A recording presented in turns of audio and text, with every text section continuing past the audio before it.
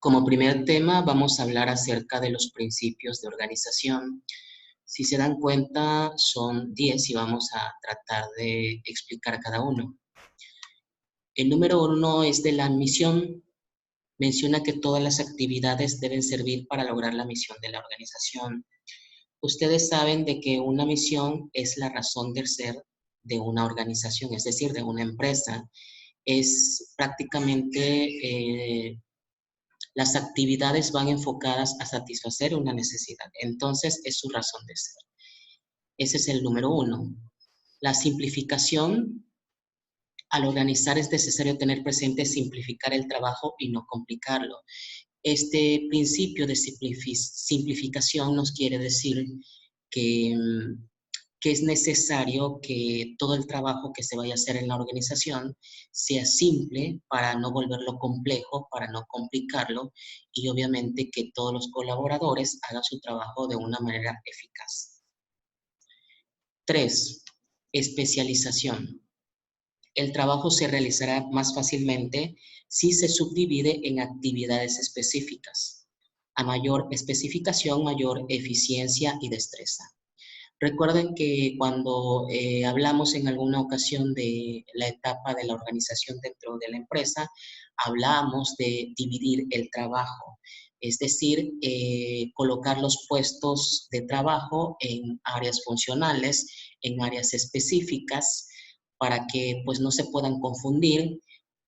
Como bien menciona aquí el texto, a mayor especificación, mayor eficiencia y destreza. A eso se refiere el principio de especialización. Número 4, jerarquía.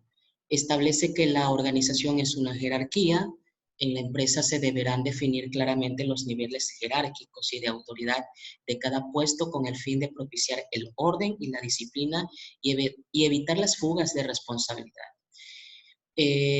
También en organización vimos en aquella ocasión que existen 3 tipos de jerarquías o 3 tipos de niveles. Jerarquía significa niveles, eso nos quiere decir que existe un alto nivel, un nivel intermedio, que en este caso correspondería a los subgerentes, y bueno, también tenemos a los jefes, que sería el último nivel. 5, paridad de autoridad y responsabilidad.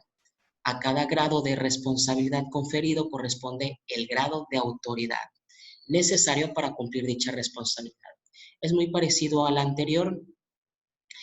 Entre más jerarquía o autoridad tenga un puesto de trabajo, pues obviamente tiene mayor responsabilidad. Por ejemplo, en el caso de los gerentes generales, pues obviamente tiene un grado de responsabilidad mayor que los puestos inferiores de trabajo. En este caso, en esta persona recae muchísimo la responsabilidad del éxito o del fracaso de la empresa. Entonces, entre mayor jerarquía tenga el puesto de trabajo, pues obviamente tendrá mayor responsabilidad. 6, unidad de mando. Los subordinados no deberán reportar a más de un supervisor, ya que ocasiona fugas de responsabilidad, confusión e ineficiencia. Esto nos quiere decir de que debe de existir solo un jefe o un gerente o como le llamen, precisamente a quien rendirle cuentas. No deben de existir muchos jefes en el caso, por ejemplo, de los departamentos, de varias oficinas o de las áreas funcionales. Se tiene que responsabilizar un solo jefe para una cantidad específica de empleados. No deben de haber muchos jefes. 7, difusión. La filosofía organizacional y los manuales, procesos y procedimientos deben de estar a disposición de todos los empleados que tengan relación con los mismos con el fin de que se propicie la comunicación y coordinación entre las áreas. Obviamente este asunto, por ejemplo, de los manuales, procesos y todo que tenga que ver con la parte administrativa, en cuestiones, por ejemplo, repito, de los manuales, políticas, por ejemplo, todo mundo tiene que saberlo. Los jefes tienen que comunicar todos estos asuntos a los subordinados. No tienen por qué ocultar toda esta información. 8, amplitud o tramo de control. Un directivo no debe ejercer autoridad directa en más de 5 o 6 áreas. La centralización origina falta de control. Aquí lo especifica muy bien este texto.